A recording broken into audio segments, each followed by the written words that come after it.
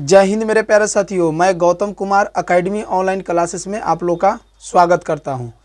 तो हम लोग दोस्त यूरोप में राष्ट्रवाद पढ़ रहे थे, हिस्ट्री में जो पहला चैप्टर था, और हम लोग जो पढ़ चुके थे 1848 की क्रांति हम लोग देख चुके थे पिछला क्लास में, ठीक ना। 1848 की क्रांति हम लोग देख चुके थे। अगर आप लोग इस चैनल पर नए आए होंगे तो चैनल को सब्सक्राइब कर लीजिएगा और वीडियो को लाइक कर दीजिएगा और अपने दोस्तों में शेयर भी कीजिएगा। और जो पिछला जो वीडियो इसका 3 लेक्चर हो चुका है, मतलब आज मिला के 3 लेक्चर, इसका 3 लेक्चर मतलब आज चौथा लेक्चर जाएगा, ठीक ना। तो इससे पहले 3 लेक्चर आप लोग देख लीजिएगा, उसके बाद समझ यहाँ से कहानी आप लोग को समझने में थोड़ा सा ज़्यादा मज़ा आएगा, ठीक ना। तो हम लोग 1848 की क्रांति तक पढ़ चुके थे। आज हम लोग का फ्रांस को आज़ाद कर दिए थे। आज हम लोग को जो पढ़ना है इटली का एकीकरण करना है। इटली का एकीकरण जो कि हम पिछला क्लास में बोल भी चुके थे। इटली के एकीकरण में 3 गो हीरो था। पहला था मेजनी, दूसरा था काउंट काबुल और तीसरा था गरिबाल्डी। तो आज हम लोग देखेंगे कि इटली के एकीकरण करने में सबसे पहला जो शुरुआत किया था वो कौन किया था, ठीक ना। सबसे पहला जो शुरुआत किया था वो कौन किया था, सबसे पहले हम लोग देखते हैं। तो सबसे पहले जो इटली के एकीकरण करने में जो सबसे पहला जो योगदान दिया था उसका नाम था मेजनी नाम था। उसका जो नाम था मेजनी नाम था। मेजनी, आपको मेजनी से क्वेश्चन पूछता है, उसका नाम मेजनी था। इटली का एकीकरण करने में जो सबसे पहला जो योगदान दिया था उसका नाम था मेजनी। मेजनी को इटली के एकीकरण का मसीहा भी कहा जाता है। मेजनी को इटली का एकीकरण का मसीहा भी कहा जाता है और पैगंबर भी कहा जाता है। ऐसा कहा जाता है कि जो मेजनी जो था इटली का एकीकरण करने के लिए एक तरह से भगवान जैसा बोला, भगवान जैसा यानी इसको मेजनी को बोला, ठीक ना। तो इटली का एकीकरण करने में जो सबसे पहला जो प्रयास किया था वो मेजनी किया था। तो सबसे पहले हम लोग देख लेते थोड़ा सा मेजनी के बारे में। तो जो मेजनी का जो जन्म हुआ था 1805 में हुआ था। मेजनी का जो जन्म हुआ था 1805 में जन्म हुआ था। जन्म मेजनी का जो जन्म हुआ था 1805 में हुआ था। उसके बाद मेजनी का जब जन्म हुआ था तो देखिएगा शुरू में जो था ना, मेजनी चाहता था ना कि हम लोग इटली का एकीकरण कर मतलब वहाँ गणतंत्र की स्थापना करें, यानी कुछ संविधान वहाँ रहे, ठीक ना। यानी जो भी वहाँ राजा हो या तो मान लीजिए कि कोई प्रधानमंत्री हो या कोई राष्ट्रपति हो, उस संविधान से चले। इसलिए जो मेजनी जो था वो गणतंत्र विचार के समर्थक था। कैसा था? गणतंत्र विचार के समर्थक था। तो आप लोग से ये भी पूछेगा कि मेजनी जो था किसका मतलब समर्थक था, तो गणतंत्र विचार के समर्थक था। और योग सेनापति भी था। इस शुरू में सेना में भर्ती लिया था। इस शुरू में जो मेजनी जो था सेना में भर्ती लिया था, लेकिन सेना में शुरू में भर्ती लिया था, उसके बाद में क्या किया था ना कि एगो कार्बोनरी दल था। एगो कार्बोनरी जिसका गुप्त संस्था था उसका नाम था कार्बोनरी दल। तो सेनापति से हट के एगो दल था जिसका नाम था कार्बोनरी दल। कार्बोनरी दल, कार्बोनरी दल। ये कार्बोनरी जो दल था ना, इसकी जो ये मेजनी जो था इसकी सदस्यता ग्रहण कर ली। इसकी क्या कर लिया? सदस्यता ग्रहण कर लिया। कार्बोनरी दल के जो स्थापना हुआ था 1810 में। देखिए कार्बोनरी दल जो था ये गुप्त संस्था था। कैसा संस्था था? गुप्त, यानी लोगों को चुपके चुपके बात बताता था। यानी कि जैसे गुप्त संस्था कहे के मतलब है ना कि अपना देश के बारे में गुप्त जानकारी देता था, यानी गुप्त जानकारी देता था, ठीक ना। तो ये कार्बोनरी दल का है कि कैसी संस्था थी, तो आप लोग बोलिए कि कार्बोनरी दल एक गुप्त संस्था थी। कार्बोनरी दल कैसा संस्था थी? गुप्त संस्था थी। देखिएगा हम बताएं कि मेजनी को इटली के एकीकरण के मसीहा भी बोला जाता है। इसको मसीहा भी बोला जाता है या पैगंबर भी बोला जाता है। पैगंबर, इसको पैगंबर भी बोला जाता है। मेजनी को इटली का एकीकरण का मसीहा भी बोला जाता है और पैगंबर भी बोला जाता है। मेजनी जो था वो सबसे पहले 1830 में, मेजनी सबसे पहले 1830 में क्या किया कि इटली जो था, इटली में नागरिक आंदोलन की शुरुआत हो गया था। नागरिक आंदोलन शुरुआत कहे के मतलब ये है कि वहाँ पर लोगों ने क्या किया था? आंदोलन करने लगा था। लोग क्या करने लगा था? आंदोलन। और इटली में अभी जो अधिकार है वो मेटरनी का है। किसका है? मेटरनी का। जो मेटरनी का इटली पर अधिकार है। जब मेटरनी का इटली पर अधिकार है तो वहाँ की जनता ने क्या किया कि नागरिक आंदोलन की शुरुआत कर दिया। यानी सब जनता मिल के और राजा के खिलाफ क्या कर दिया? विद्रोह कर दिया। राजा के खिलाफ क्या कर दिया? विद्रोह कर दिया। तो मेजनी सोचा कि 1830 में, क्योंकि 1830 में हम लोग सुने थे कि फ्रांस में भी क्रांति हुआ था। और जब फ्रांस में अगर क्रांति होता है तो समझिए कि सगरो क्रांति होना तय है, क्योंकि जब जुलाई 1830 की क्रांति हुआ था तो उस समय जो फ्रांस के राजा था उसका नाम था चार्ल्स दसम नाम था। क्या नाम था? चार्ल्स दसम नाम था। तो देखिएगा कि जब जब फ्रांस में क्रांति होगा तब तक इटली में भी क्रांति होगा और अन्य जगह भी क्रांति होगा, ठीक ना। तो 1830 में क्या हुआ कि इटली में नागरिक आंदोलन की शुरुआत हो गया। नागरिक आंदोलन की क्या हो गया? शुरुआत हो गया। तो इसी बीच मेजनी सोचा ना कि जब नागरिक आंदोलन का शुरुआत हो चुका है तो मेजनी सोचा कि इसी बीच इटली का एकीकरण करने का क्या किया? प्रयास किया। सोचा कि अगर जब जनता सब कोई, जनता भी नागरिक आंदोलन की शुरुआत कर ही दिया है तो थोड़ा सा हमको थोड़ा सा खाली बताना है इस सब के बारे में, और जनता क्या हो जाएगा? हमको सपोर्टर हो जाएगा, और हम क्या करेंगे? इटली को एकीकरण कर काची का बना देंगे, गणतंत्र की स्थापना कर देंगे। क्या कर देंगे? गणतंत्र की स्थापना कर देंगे। लेकिन हम बताए थे कि मेटरनी का कहना था कि जनतंत्र की भावना को, मतलब जनतंत्र की भावना को दबा दीजिए, यानी लोगों को एकदम, जो लोगों का जो विचार है, यानी लोगों जब विद्रोह करने की शुरुआत करें उससे पहले उसकी विद्रोह को क्या कर दीजिए? दबा दीजिए। तो देखिएगा कि 1830 में जब नागरिक आंदोलन की शुरुआत इटली में हुआ तो उस समय मेटरनी क्या किया कि नागरिक आंदोलन को दबा दिया। नागरिक आंदोलन को क्या कर दिया? नागरिक आंदोलन को दबा दिया।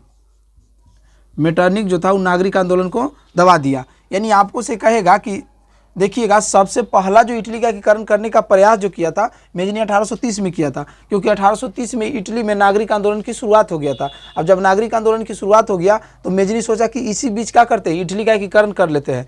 लेकिन मेटरनिक ने नागरिक आंदोलन को दबा दिया, जिसके कारण नागरिक जो विद्रोह जो कर रहा था वो क्या हो गया? शांत हो गया। विद्रोह कर रहा था तो शांत हो गया, ठीक ना। तो मेजनी सोचा कि देखिए, मेजनी सोचा कि जनता जो है ना, कभी कभी मन करता है तो विद्रोह कर देता है, कभी कभी मन करता है तो शांत हो जाता है। इसका मतलब है कि जनता को लक्ष्य के बारे में जानकारी नहीं है कि हम लोग आखिर विद्रोह किस लिए कर रहे हैं। तो सबसे पहले सोचा ना कि हमको ऐसा कोई संस्था बनाना चाहिए जिससे सबको बताना चाहिए कि एगो लक्ष्य बताना चाहिए कि हम लोग जो आंदोलन कर रहे हैं उसका लक्ष्य यही है कि हम लोग को आज़ादी चाहिए, ठीक ना। तो मेजनी उसके लिए क्या किया कि 1831 में, उसके लिए मेजनी क्या किया था कि 1831 में इटली में क्या किया? इटली में कि यंग इटली की स्थापना किया। 1831 में इटली में ही क्या किया कि यंग इटली की स्थापना किया। यंग मतलब होता है युवा, यानी जितना इटली के युवा लोग था उसको एक करने के लिए एगो संस्था बनाया, और उस संस्था का नाम था कोची? Young Italy. उस संस्था को जो नाम था वो यंग इटली नाम था। और यंग इटली के सहायता से जितना इटली में रहने वाले जो युवा लोग था उस सबको क्या कर दिया? एक कर दिया। क्या कर दिया? एक कर दिया। उसके बाद देखिएगा कि इसका 3 साल बाद यानी 1834 में जब इटली में यंग इटली का स्थापना किया, जब वहाँ पर युवा लोग जितना था, जब सब कोई को एक कर लिया तो सोचा कि अब पूरा यूरोप में क्या करते हैं? पूरा यूरोप को एक करते हैं, यानी पूरा यूरोप में बात को फैलाते हैं। तो पूरा यूरोप में जितना रहने वाले युवा है उस सब के बीच क्या करते हैं? बात को पहुँचाते हैं। तो उसके लिए क्या किया था कि पूरा यूरोप में एगो संस्था बनाया था जिसका नाम रखा था यंग यूरोप नाम रखा था। यंग यूरोप नाम रखा था। देखिएगा आपको से पूछेगा कि यंग इटली का स्थापना कौन किया था, तो आप लोग बोलिए कि यंग इटली का जो स्थापना किया था वो मेजनी किया था। कब किया था? तो 1831 में किया था। फिर कहा कि यंग यूरोप का स्थापना कौन किया? तो मेजनी किया। कब किया? 1834 में किया। अब देखिएगा यंग इटली की सहारा से पूरा जितना सहायता से इटली में जितना युवा था सबको एक कर लिया, और यंग यूरोप की सहायता से जितना यूरोप में रहने वाले जो युवा लोग था, यंग मतलब होता है युवा होता है। कौन होता है? युवा, यानी जो 30 साल से नीचे वाला जो होता है ना वो युवा होता है। तो यंग यूरोप की जब स्थापना किया तो इसके सहारे जितना युवा लोग यूरोप में रहने वाले थे सबको क्या कर लिया? एक कर लिया। लेकिन हम बताएं कि 1830 में नागरिक आंदोलन की शुरुआत हुआ था। इस भी सोचा था मेजनी की इटली का एकीकरण कर दे, लेकिन संभव नहीं हुआ क्योंकि नागरिक आंदोलन को क्या कर दिया? मेटरनी दबा दिया। तो अब देखिएगा इसने क्या किया कि कुछ समय के बाद फिर बताए थे कि जुलाई 1830 की क्रांति फ्रांस में हुआ था। उसके बाद फिर जुलाई 1800 की क्रांति हुआ था। 1848 की क्रांति हुआ था। कहाँ हुआ था? तो फ्रांस में हुआ था। और जब भी फ्रांस में क्रांति होता है तो अन्य जगह भी फैल जाता है यूरोप में, ठीक ना, क्योंकि कहा जाता है कि फ्रांस जब छींकता है तो पूरा यूरोप में सर्दी और जुकाम होता है। तो देखिएगा कि 1848 में जो हम लोग पढ़ें कि जुलाई 1848 की क्रांति, तो 1848 में फिर क्या हुआ? 1848 में फिर क्या हुआ कि इटली में नागरिक आंदोलन की फिर शुरुआत हुआ, यानी 1848 में इटली में फिर नागरिक आंदोलन की शुरुआत हुआ। फिर मेजनी क्या किया कि फिर मेजनी आया, कहाँ आया, इटली में। इटली में आन के सोचा कि क्या करते हैं, इटली का एकीकरण करते हैं। लेकिन अबरी जो कहानी घटा ना, यह नागरिक आंदोलन नहीं दबा अबरी, यानी नागरिक जो आंदोलन कर रहा था वो तो आंदोलन कर ही रहा था, यहाँ दूसरा बात हो गया। देखिए मेजनी जो सोचता था ना कि हम इटली का एकीकरण कर कोची बना दे, गणतंत्र बना दे, यानी संविधान बना दे, यानी इसका कहना था कि इटली को एकीकरण करे हम गणतंत्र देश बनाएंगे। कैसा देश बनाएंगे, गणतंत्र देश बनाएंगे। लेकिन साडिया पिडमाउंट के एगो शासक था जिसका नाम था चार्ल्स अल्बर्ट नाम था, वो सोचता था ना कि जो इटली का एकीकरण हो वो हमारा ही नेतृत्व में हो। अब देखिए यहाँ बात ऐसा हुआ ना कि मेजनी सोच रहा है कि हम इटली का एकीकरण करें और नाम मेरा होवे। अब वो साडिया पिडमाउंट के जो शासक है चार्ल्स अल्बर्ट, वो सोच रहा है कि इटली का एकीकरण हमारा नेतृत्व में हो, यानी इटली का एकीकरण हम करें। और तीसरा जो एकरा में था, हम बताए थे कि इटली की राजधानी रोम है और रोम में रहता था पोप। अब पोप के जो धर्मगुरु जो होता था वो पादरी कहते थे, पोप के जो धर्मगुरु था वो पादरी। अब पोप लोग सोचते थे कि इटली का एकीकरण हम लोग करें और हम लोग इटली का एकीकरण कर धर्म राज बनाए। अब देखिए मेजनी सोच रहा है कि गणतंत्र देश बनाए। अब देखिएगा मेजनी सोच रहा है कि गणतंत्र देश बनाए, अब पोप कह रहा है कि धर्म राज बनाए। अब बताइए तीनों के जो विचार है, तीनों के विचार आपस में टकरा गया ना। ये गणतंत्र की स्थापना करना चाहता है, यानी गणतंत्र की स्थापना करना चाहता है, लेकिन पोप जो है पोप काची बनाना चाहता है, पोप जो है धर्मराज बनाना चाहता है। पोप जो है इटली का एकीकरण कर धर्मराज बनाना चाहता है। इधर साडिया पिडमाउंट के शासक चार्ल्स अल्बर्ट ये सोच रहा है कि इटली का एकीकरण हमारा ही नेतृत्व में हो। इस तरह से तीनों के विचार आपस में क्या हो गया, टकराव हो गया। टकराव के मतलब देखिए कि सब तीनों के विचार आपस में मिल रहा है, नहीं मिल रहा है। ये कह रहा है कि हमारा नेतृत्व में हो, पोप कह रहा है कि धर्मराज बनाएंगे, मेजनी बोल रहा है कि गणतंत्र की स्थापना करेंगे। इस तरह तीनों के विचार आपस में टकराव के कारण इटली का जो मार्ग था अवरुद्ध हो गया, यानी फिर इटली का एकीकरण नहीं हुआ। तो कहा जाता है कि इटली का एकीकरण का मार्ग अवरुद्ध हो गया क्यों। क्वेश्चन आप लोग से आएगा कि इटली के एकीकरण का मार्ग अवरुद्ध हो गया क्यों, तो आप लोग बोलिएगा कि मेजनी इटली के एकीकरण कर गणतंत्र देश बनाना चाहता था, लेकिन साडिया पिडमाउंट के शासक चार्ल्स अल्बर्ट इटली का एकीकरण अपना ही नेतृत्व में चाहता था कि इटली का एकीकरण हमारा ही नेतृत्व में हो। लेकिन उधर जो पोप था, पोप जो था इटली का एकीकरण कर धर्मराज बनाना चाहता था। इस तरह से तीनों के विचार आपस में टकराव के कारण जो इटली का एकीकरण का जो मार्ग था वो क्या हो गया, अवरुद्ध हो गया। इटली के एकीकरण का मार्ग क्या हो गया, अवरुद्ध हो गया। और क्या हुआ कि 1872 में क्या हुआ कि इसका मृत्यु हो गया। 1872 में क्या हुआ कि मेजनी का मृत्यु हो गया। तब मेजनी का जन्म 1805 में हुआ है, लेकिन मृत्यु कब हो गया, तो 1872 में हुआ है। मृत्यु कब हो गया, 1872 में। अब देखिए जैसी इसका मृत्यु हो गया मेजनी के, तो ऐसा बात थोड़ी है कि इटली के एकीकरण करने के लिए एक एगो व्यक्ति प्रयास कर रहा है। हर मतलब एक ही व्यक्ति थोड़ी प्रयास कर रहा है इटली के एकीकरण करके, और भी व्यक्ति है जो प्रयास कर रहा है, इसका पैरेलल में कर रहा है प्रयास, ठीक ना।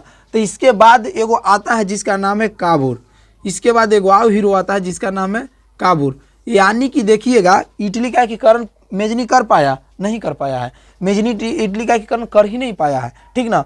चाहता तो 1848 में कर देता, लेकिन इन तीनों के विचार आपस में टकराव हो गया, जिसके कारण इटली का मार्ग अवरुद्ध हो गया, यानी इटली का एकीकरण नहीं हुआ।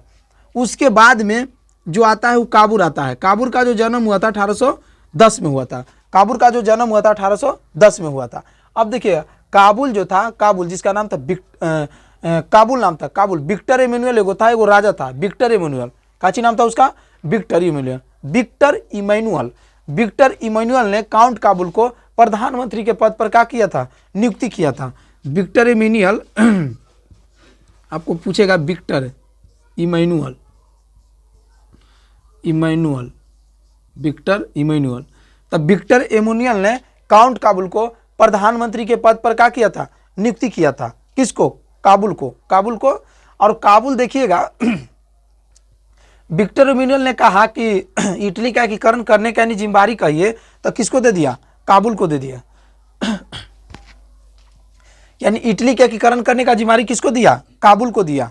किसको दिया, काबुल को। अब देखिए तो कहेगा ना कि काबुल को प्रधानमंत्री के पद पर कौन नियुक्ति किया, तो विक्टर इमैनुअल किया। विक्टर इमैनुअल ने काउंट काबुल को प्रधानमंत्री के पद पर नियुक्ति कर दिया था। लेकिन काबुल जो था ना, काबुल जो था ये जो था काबुल, देखिएगा काबुल देखिए काबुल को विक्टर एमेनुअल प्रधानमंत्री के पद पर नियुक्ति कर दिया, लेकिन काबुल जो था, काबुल इटली के एकीकरण में सबसे बड़ी बाधा जो मानता था वो ऑस्ट्रिया को मानता था। कहता था कि इटली का एकीकरण अगर ना हो रहा है तो उसका रीजन ये है कि ऑस्ट्रिया नहीं होने दे रहा है। कौन ना होने दे रहा है? ऑस्ट्रिया नहीं होने दे रहा। यानी कहेगा कि काबुल ने इटली के एकीकरण में सबसे बड़ी बाधा किसको मानता था? तो किसको मानता था? उसको मानता था, ऑस्ट्रिया को मानता था। किसको मानता था? ऑस्ट्रिया को मानता था। और ये जो काबुल जो था, काबुल ये कूटनीतिज्ञ था। काची था? कूटनीतिक था,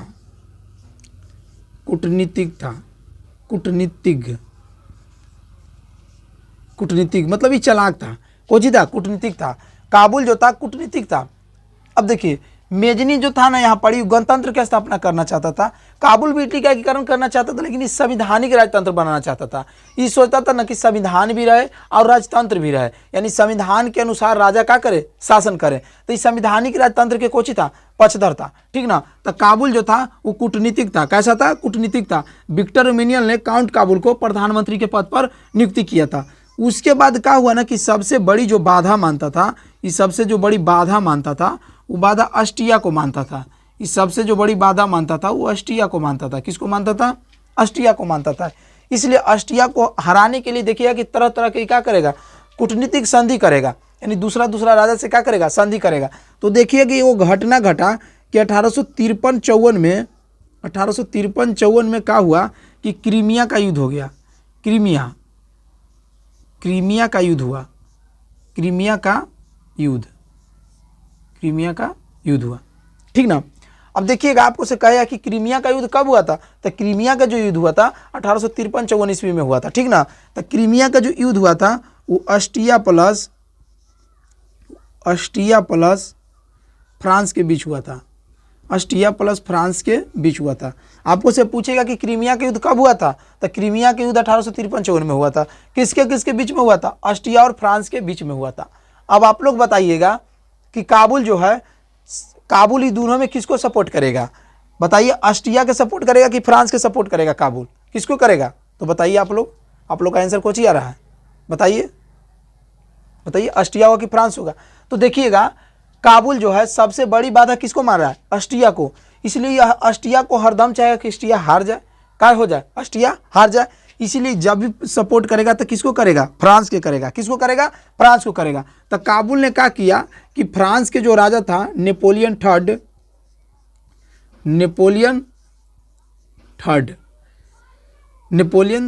क्योंकि हम बताए थे कि जब 1848 में जब वो अथी हुआ फ्रांस, तो उसके बाद नेपोलियन थर्ड वहाँ आया था। तो नेपोलियन थर्ड जो था ये फ्रांस के राजा था। कोची था? फ्रांस के राजा था। इसको साथे जाके वो संधि कर लिया। यानी काबुल का किया कि नेपोलियन थर्ड, फ्रांस के जो राजा था नेपोलियन थर्ड, इसके साथ जाके क्या कर लिया? संधि कर लिया। और संधि इसके साथ करके इसको संधि के तहत में कहा ना कि आपको 2 क्षेत्र भी देंगे। कहा देंगे? अगर आप इसको हरा दीजिएगा ना तो आपको 2 क्षेत्र भी देंगे। और 2 क्षेत्र जो दिया था काबुल 19 और सेवाएं था। 19 और सेवाएं नामक क्षेत्र था, ठीक ना। लेकिन क्या हुआ कि जब क्रीमिया के युद्ध में ऑस्ट्रिया हार गया, क्या हो गया? ऑस्ट्रिया हार गया। फ्रांस ऑस्ट्रिया को क्या कर दिया? हरा दिया, क्योंकि काबुल फ्रांस को क्या कर दिया? सपोर्ट कर दिया।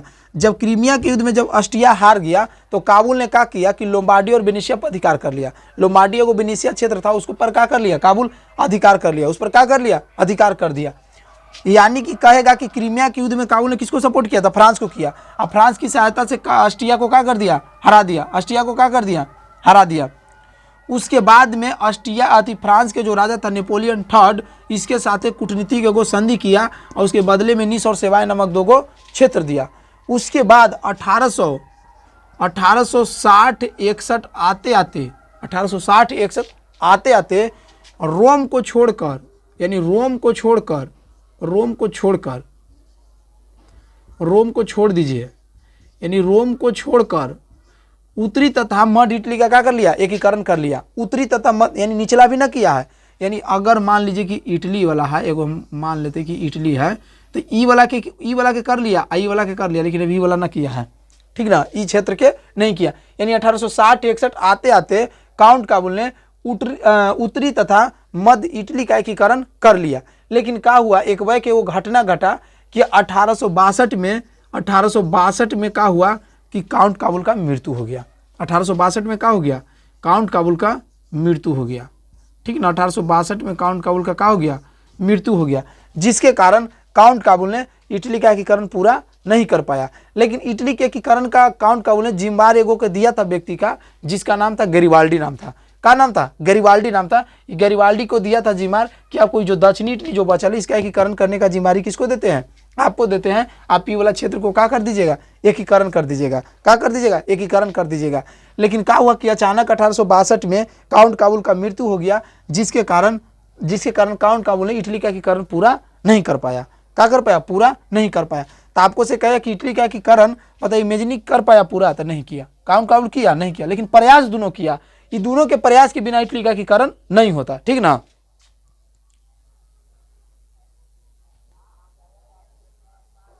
ये दोनों के प्रयास के बिना इटली का एकीकरण पूरा नहीं हुआ। ठीक ना, अब देखिएगा, अब एगो व्यक्ति उभर के आता है जिसका नाम है गैरिबाल्डी। क्या नाम है, गैरिबाल्डी।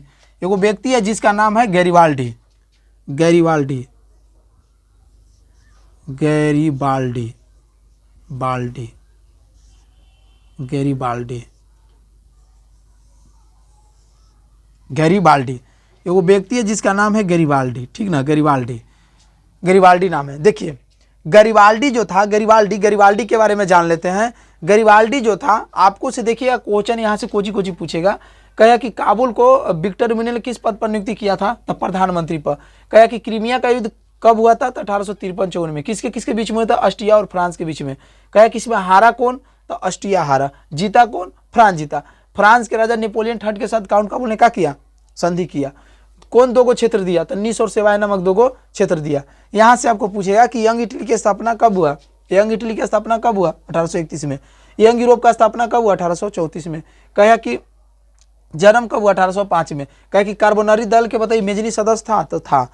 कार्बोनरी दल की स्थापना कब हुआ, 1810 में। कहे कि कार्बोनरी दल कैसी संस्था थी, तो बताना कि गुप्तर संस्था थी, यानी गुप्त संस्था थी। ठीक ना, उसके बाद में कहा कि इटली के एकीकरण का मसीहा किसे कहते, पैगंबर किसे कहते हैं, तो आप लोग बोलिए कि मेजनी को कहते हैं। किसको कहते हैं, मेजनी को कहते हैं। लेकिन 1872 में मेजनी का क्या हो गया, मृत्यु हो गया। क्या हो गया, मृत्यु हो गया।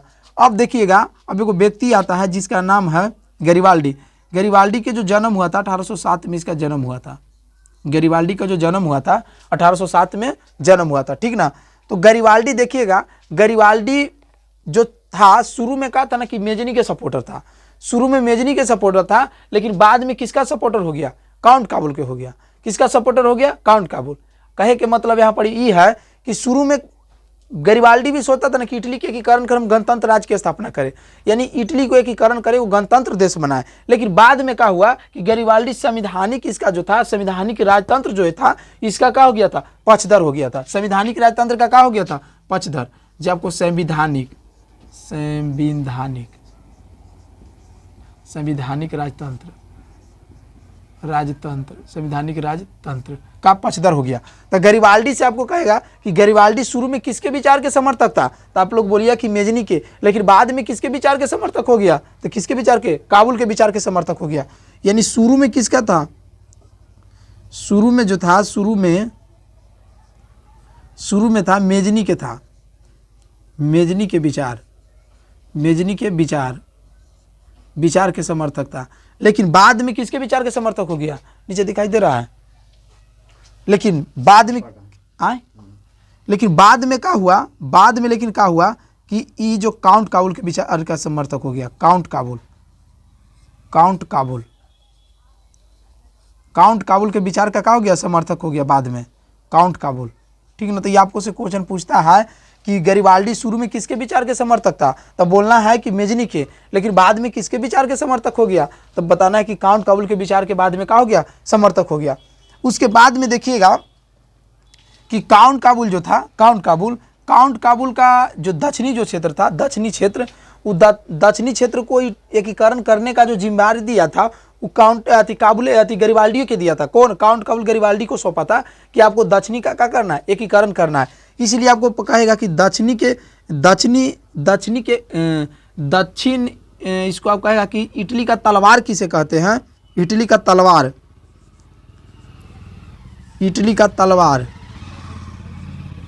तलवार किसे कहते हैं, तो आप लोग बोलिएगा कि गरिबाल्डी को कहते हैं। इटली का तलवार किसे कहते हैं? गरिबाल्डी को। कहे कि गरिबाल्डी पेशे से कोची था, तब पेशे से नाविक था। पेशे से कोची था? नाविक, यानी नाव चलाता था। गरिबाल्डी पेशे से कोची था? नाविक था। फिर कहेगा कि दक्षिणी इटली का एकीकरण अपने तलवार की दम पर कौन किया था? तो गरिबाल्डी किया था, क्योंकि दक्षिणी इटली का एकीकरण यही ने किया। तो दक्षिणी इटली का एकीकरण कौन किया? दक्षिणी इटली का एकीकरण कौन किया? गरिबाल्डी किया। दक्षिणी इटली का क्या किया? एकीकरण ने किया। उसके बाद में देखिएगा गरिबाल्डी के आप बारे में यही पूछता है कि इटली के तलवार किसे कहते हैं? तो गरिबाल्डी को। पेशे से कोची था? नाविक। आपको पूछेगा कि दक्षिणी इटली का एकीकरण कौन किया? गरिबाल्डी। कहे कि शुरू में किसके विचार के समर्थक था? तो बोलना है कि मेजनी के विचार के। बाद में किसके विचार के समर्थक हो गया? काबुल के। फिर जन्म कब हुआ? 1807 में जन्म हुआ। कब हुआ? 1807 में। ऐसे गरिबाल्डी के बारे में ज्यादा पूछता है तो नाविक वाला पूछता है। आई वाला इटली का तलवार किसे कहते हैं? दक्षिणी इटली का एकीकरण कौन किया? ये क्वेश्चन आपको इसको से ज्यादा पूछता है, ठीक ना। उसके बाद क्या हुआ कि दक्षिणी इटली का एकीकरण तो ये कर लिया गरिबाल्डी, लेकिन क्या हुआ कि रोम पर भी आक्रमण करने की योजना बनाया। रोम पर आक्रमण करने का क्या बनाया? योजना बनाया। यानी रोम पर आक्रमण करने का गरिबाल्डी ने योजना बनाया। जब रोम पर आक्रमण करने के लिए गरिबाल्डी ने जब योजना बनाया रोम पर आक्रमण करने के लिए, तो बताए थे कि वो काउंट काबुल को जी था। काउंट काबुल वो व्यक्ति था, वो क्या किया? माना किया। वो क्या किया? माना किया। वो बोला कि अभी जो है, अभी इस पर आक्रमण करने का सही तरीका नहीं है, थोड़ा देरी से कीजिएगा। यानी तो आपको कहेगा कि जब गरिबाल्डी ने रोम पर आक्रमण करने की योजना बनाई थी तो उसको माना कौन किया था? उसको माना कौन किया था? तो उसको माना जो किया था वो किया था कौन? काबुल माना किया था। उसको कौन माना किया था? काबुल माना किया था, ठीक ना। थोड़ा सा इंक डालते हैं।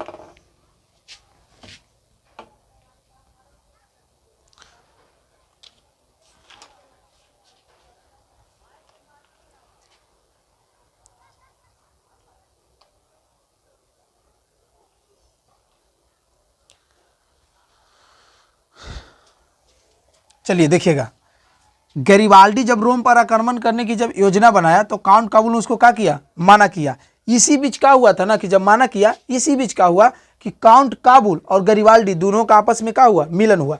यानी दोनों व्यक्ति का आपस में क्या हुआ है? मिलन हुआ। इसी बीच तो कहा कि काउंट काबुल और गरिबाल्डी का मिलन कब हुआ?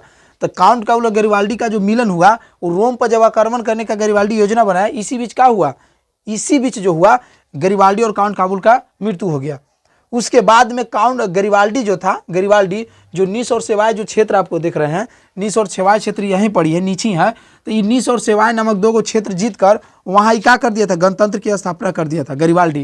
यानी नीस और सेवाय नामक दो को क्षेत्र था, वहाँ पर ही गणतंत्र के स्थापना कर दिया था। उसके बाद जो जीता हुआ जो क्षेत्र था वो गरिबाल्डी क्या किया? विक्टर इमैनुअल के सौंप के अपना चल गया। यानी जो नाविक जीवन था वहीं पर वो चल गया सौंप के। यानी दक्षिणी इटली का एकीकरण करके यहाँ पर किसको संभाल, कहा कि विक्टर इमैनुअल के कहा कि आप यहाँ पर संभालिए। विक्टर इमैनुअल बोलिए कि आप यहाँ के राजा बन जाइए। अब विक्टर इमैनुअल बोला कि आप यहाँ के राजा बन जाइए, लेकिन गरिबाल्डी ने माना कर दिया, कहा कि नहीं, ये क्षेत्र आप ही रखिए, ठीक ना। और सौंप के क्या कर दिया? चल गया। तो बचा हुआ जो रोम था वो प्रसा और इसके बीच में युद्ध हुआ था। उसी बीच 1871 में क्या किया कि 1871 में जो रोम बचल था वो रोम पर क्या कर लिया? रोम को इटली में मिला के और रोम को राजधानी घोषित कर दिया। यानी विक्टर इमैनुअल ने क्या किया कि 1871 में रोम पर अधिकार करके और रोम को इटली में क्या कर दिया? मिला लिया। और उसके बाद में राजधानी जो इटली का है वो रोम घोषित कर दिया, ठीक ना। तो गरिबाल्डी देखिएगा, गरिबाल्डी 1871 में कौन? विक्टर इमैनुअल क्या किया? इसको रोम को मिला लिया, कहाँ है? इटली में मिला लिया, इसको राजधानी घोषित कर दिया। तो आपको से पूछेगा कि इटली का एकीकरण कब हुआ? तो 1871 में हुआ। इटली का एकीकरण कब हुआ? 1871 में हुआ। कौन पूरा किया? तो विक्टर इमैनुअल किया। कौन पूरा किया? था विक्टर इमैनुअल किया, ठीक ना। विक्टर इमैनुअल का किया? इटली का एकीकरण पूरा किया, ठीक ना। इटली का एकीकरण जो था वो पूरा कर दिया कौन? विक्टर इमैनुअल, ठीक ना। विक्टर ने पूरा कर दिया। अब देखिएगा आपको 1871 में कौन पूरा किया? Victor Emmanuel. तो ये 1871 में क्या था ना कि 1871 में थोड़ा सा देख लीजिए कि 1871 में प्रसा प्लस यही जर्मनी प्रसा और फ्रांस के बीच क्या हुआ? युद्ध हुआ। युद्ध हो रहा था, ये दोनों आपस में लड़ रहा था। ये दोनों क्या कर रहा था? आपस में लड़ रहा था। प्रसा फ्रांस से 1871 में आपस में लड़ रहा था। तो क्या किया, यही मौका देख के विक्टर इमैनुअल क्या किया, देखा कि रोम ये सब आपस में लड़ रहा है, रोम अभी क्या है, रोम पर किसी का भी मतलब रोम पर कोई ध्यान न दे रहा था। क्या किया ना कि अपना सेना से कहाँ आक्रमण कर दिया रोम पर, और रोम को क्या कर दिया, मिला लिया इटली में, और राजधानी घोषित कर दिया। क्या कर दिया, राजधानी घोषित कर दिया। जब राजधानी घोषित कर दिया तो सबके हाथ से क्या हो गया, चल गया। इसी के बीच 1871 में क्या हुआ, विक्टर इमैनुअल ने पूरा इटली का एकीकरण कर दिया। तो आपको से पूछेगा कि इटली का एकीकरण कब पूरा हुआ, 1871 में, ठीक ना। तो आप लोग से कुछ क्वेश्चन यहाँ से पूछ लेते हैं। जो आपको से पूछता है, आपको से कहेगा ना कि गैरिबाल्डी पेशे से कोची था, नाविक था। यंग इटली का स्थापना कौन किया, मेजनी किया। यंग यूरोप का स्थापना कौन किया, मेजनी किया। कहेगा ना कि संवैधानिक राजतंत्र के पक्षधर कौन था, काउंट काबुल था। काउंट काबुल को प्रधानमंत्री के पद पर कौन नियुक्ति किया, तो विक्टर इमैनुअल ने किया। कौन किया, विक्टर इमैनुअल ने किया। फिर कहेगा ना कि क्रीमिया का युद्ध कब हुआ था, 1853-54 में हुआ। किसके किसके बीच हुआ था, ऑस्ट्रिया और फ्रांस के बीच में हुआ। काबुल किसका सपोर्ट किया, फ्रांस को सपोर्ट किया। हारा कौन था, ऑस्ट्रिया। कहेगा ना कि काउंट काबुल कैसा व्यक्ति था, तो एक कूटनीतिक व्यक्ति था। कूटनीतिक मतलब कूटनीतिक कहे के मतलब है कि उसको से मिल के किसी को हरा देता था। यानी 3 को व्यक्ति है ना, तो दूसरा से मिल गया तीसरा को हरा देगा, उसी को कूटनीतिक कहते हैं, ठीक ना। ये सबसे बड़ी बाधा किसको मानता था, ये सबसे बड़ी बाधा जो काउंट काबुल मानता था वो किसको मानता था, ऑस्ट्रिया को मानता था। किसको मानता था, सबसे बड़ी बाधा किसको मानता था, ऑस्ट्रिया। इसलिए ऑस्ट्रिया को हराने के लिए देखे कि का तितीमा किया, देखे कि 2 क्षेत्रों दिया, नीस और सेवाएं नामक 2 क्षेत्रों दिया, ठीक ना, नीस और सेवाएं नामक, ठीक ना। और देखिएगा मेजनी के बारे में तो बता ही दिए कि यंग इटली, यंग यूरोप पूछेगा आपको। फिर उसके बाद में फिर पूछेगा कि कार्बोनरी दल का सदस्य था कि न था, ये आपको से यहाँ से पूछेगा, ठीक ना। तो क्वेश्चन जो यही जो बताएं ज़्यादा आपको क्वेश्चन रिपीट करता है, ठीक ना। अब बाकी जो कॉन्सेप्ट बताएं वो कॉन्सेप्ट पर आप लोग ध्यान दीजिएगा, तो और कुछ एक से रिलेटेड जोड़ के पूछेगा तो आप लोग बता दीजिएगा। लेकिन कहानी जब अच्छा से सुनिएगा, कॉन्सेप्ट पर ध्यान दीजिएगा, तब होगा। अगर मान लीजिए कि आप लोग को कोई दिक्कत बुझाता है तो आप लोग कमेंट कर सकते हैं और अपना राय कमेंट बॉक्स में पेश कर सकते हैं। वो आपको कमेंट बॉक्स जो है वो आप ही लोग के लिए है, ठीक ना। तो अगर आप लोग को कोई दिक्कत होता है तो वहाँ पर क्या कीजिए, जाके लिखिएगा। और अगर इस चैनल पर नए आए होंगे तो चैनल को क्या कर लीजिएगा, सब्सक्राइब कर लीजिएगा, और वीडियो को लाइक कर दीजिएगा, और अपने दोस्तों में भी शेयर कर दीजिएगा। और अगर मान लीजिए कि वीडियो अगर इसका पिछला जो लेक्चर हुआ है ना देखे हैं, तो उसको जाके पहले देखिएगा, उसके बाद में ई लेक्चर के देखिएगा, तब क्या होगा, आपको कहानी थोड़ा सा ज़्यादा समझ में आएगा। उसके बाद में इसके जो अगला क्लास होगा उसमें हम लोग क्या करेंगे, जर्मनी का एकीकरण करेंगे। क्योंकि हम लोग फ्रांस के कर दिए आज़ाद, आज इटली के कर दिए। अब इसका बाद में एगो जर्मनी है, जर्मनी के एकीकरण करने के लिए वो व्यक्ति आएगा जिसका नाम है कुछ बिस्मार्क नाम है, कि क्या नाम है, बिस्मार्क। तो ठीक ना, था आज इटली के एकीकरण कर दिए। अगला जो क्लास होगा उसमें हम जर्मनी का एकीकरण कर देंगे, ठीक ना। तो आज तक के लिए इतना ही दोस्त, जय हिंद।